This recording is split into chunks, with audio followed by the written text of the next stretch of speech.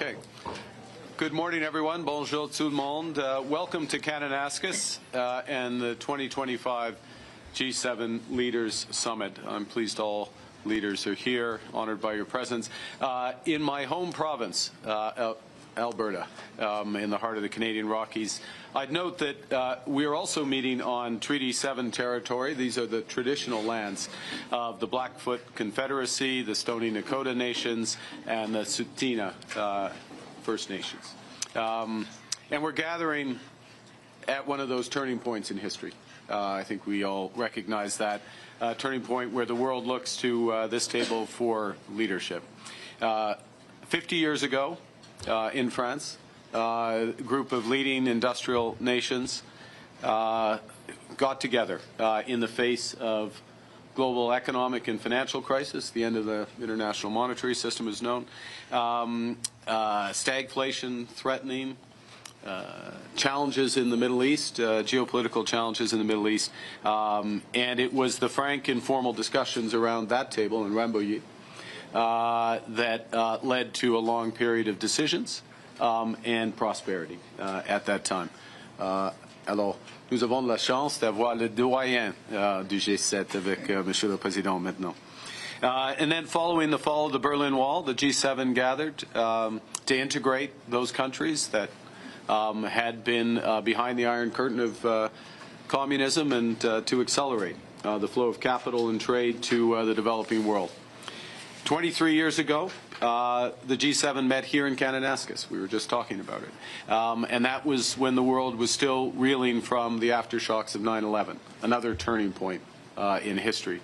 And amongst the many decisions taken were control of the spread of weapons of mass destruction, a subject that we'll be coming back to.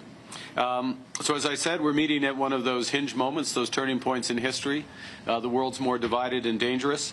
Hostile states and terrorists have expanded their capabilities and their reach, threatening global security in our local communities. Global commerce, energy systems, even intelligence are all being rewired. En tant que membres du G7, nous avons la possibilité de façonner le monde de demain. Le monde plus sûr, plus prospère, plus juste et plus libre. Mais le G7 doit s'adapter pour arriver à ses fins. Nostalgia isn't a strategy. We have to change with the times and to build a better world. And some of you, such as you, Mr. President, have anticipated these massive changes and are taking bold measures to address them. All of us around this table are reinforcing our militaries and security services for the new world. But we all know that there can be no security without economic prosperity, and no prosperity without resilience. And in a world where shocks flow across the borders, that resilience comes from cooperation that starts around this table. Cooperation that can lead to a new era of prosperity, energy security and critical minerals, artificial intelligence, quantum, combating human smuggling and transnational repression. So we will have open, frank discussions over the course of the next 2 days. We might not agree on absolutely every issue, but where we will cooperate, we will make an enormous difference for our citizens and for the world, and bring the next era of prosperity, I hope, to the benefit of those we serve. Avec tout cela, merci beaucoup aux membres de media. Thank you, colleagues. We have some work to do, which we'll begin in a moment. Thank you very much.